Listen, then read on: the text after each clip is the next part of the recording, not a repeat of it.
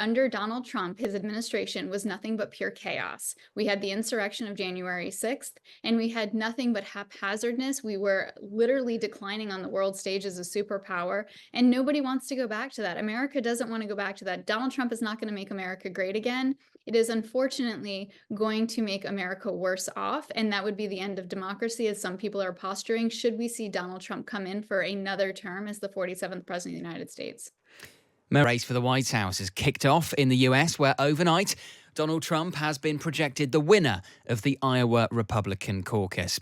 Here's the former president speaking a short while ago. Crooked Joe Biden is the worst president in the history of our country. He's the most incompetent and he's the most corrupt president in the history of our country, and it's not even close. As is tradition, Iowa is the first state where Republican voters pick their preferred candidate for the party's presidential nomination. From the results so far, Trump is well ahead of the other candidates. Florida Governor Ron DeSantis is projected to beat the former South Carolina Governor Nikki Haley into second place. Alistair Dorber is Washington correspondent for The Times. He says Trump's legal problems are showing little sign of hurting him among Republican voters. Every time he's charged with something new or faces a new legal procedure, his poll ratings go up. It's seen, I think, by his core supporters as an example of the deep state trying to kibosh his attempt to get back to the White House. And that's a real rallying call for Trump and his campaign. Well, the next state to vote is New Hampshire, where primary voters go to the polls a week today. But can anyone stop Donald Trump now from being the GOP candidate for a third consecutive election? Mary Anna Mancuso is a Republican strategist. Good morning, Mary Anna. Good morning. How are you? I'm very well, thank you. Thank you so much for joining us. What is your analysis of the results we've seen from Iowa? Look, my colleagues and I are saying that this is the Ricky Bobby caucus from Talladega Nights, because the fact of the matter was, if you were not first, you were last. And that's exactly what happened. Trump took a commanding lead, taking over 50% of the votes home from Iowa, and Nikki Haley and DeSantis fought it out for second place. And at the end of the day, second place is first loser. I mean, we kind of knew that Donald Trump would win in Iowa, but the scale of his victory, is that a surprise? It's not a surprise. Look, Iowa consolidating behind Donald Trump is overwhelming a sign of his weakness, not his strength. White rural evangelical bases, they love him. And of course, they were going to show up to caucus for him and to give him the vote and deliver the Hawkeye state to him. Nobody is surprised by this in the least. I want to come on to what this means for the other candidates, Ron DeSantis and Nikki Haley, in a moment. But what is it, Mary Anna, about Donald Trump that makes him have the unwavering support, it would seem, of so many Americans? I mean, this is a man who has been criminally indicted 4 times. He faces a series of court cases throughout election year. He left office in disgrace in 2021 after the events of January the 6th. And he's spoken openly in recent months about acting like a dictator on his first day back in the White House. Why do so many Republicans still love him? At the end of the day, the Republican Party is no longer the Republican Party. It is the party of Donald Trump, and his supporters will go to the ends of the earth. And look, he had to leave the Hawkeye state tonight. He left Iowa and went to New York, where he has to appear in court tomorrow. And then he will leave tomorrow evening to head to New Hampshire. That is unprecedented. Historically, what happens is our candidates leave Iowa and they head to New Hampshire. They get in some final last days of campaigning, and then we have the New Hampshire first in the nation, as they like to say, in the Granite State.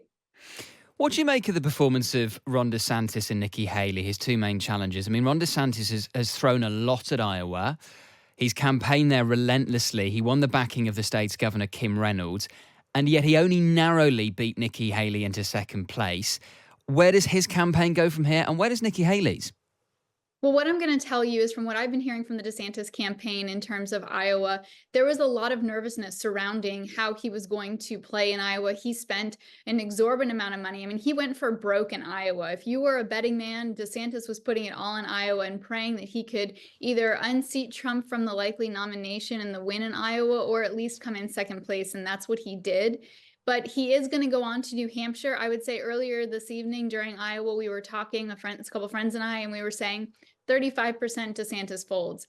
And that nervousness carried the campaign through. And DeSantis says, no, we're going to Iowa. We're going to New Hampshire. We had our cards punched and we're off to New Hampshire.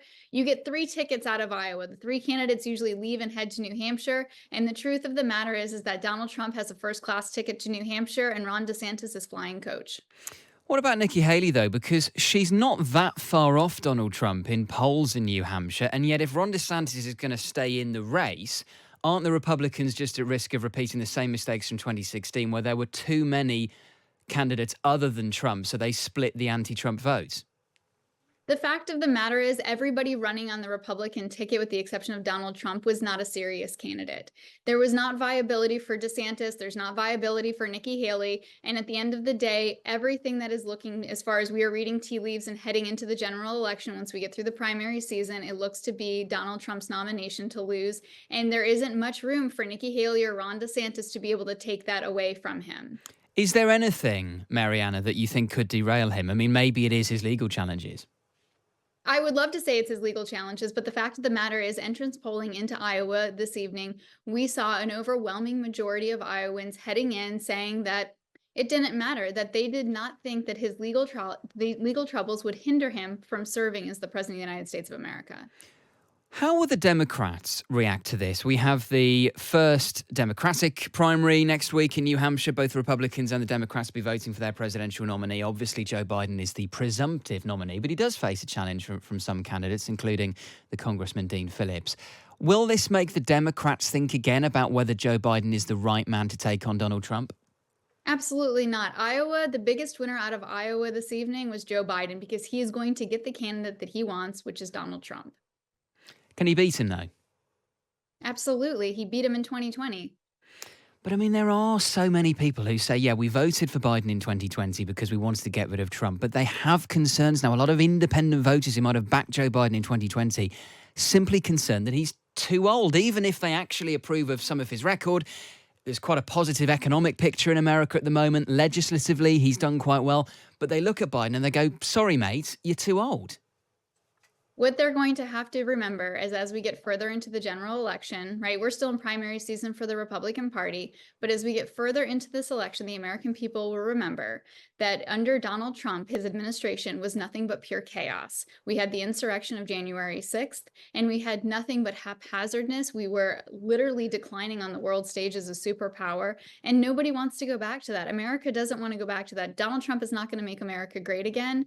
It is unfortunately going to make America worse off, and that would be the end of democracy, as some people are posturing, should we see Donald Trump come in for another term as the 47th President of the United States. Mary Anna, really appreciate your time this morning. Thank you so much for joining us. Thank you for having me. That's Republican strategist Mary Anna Mancuso.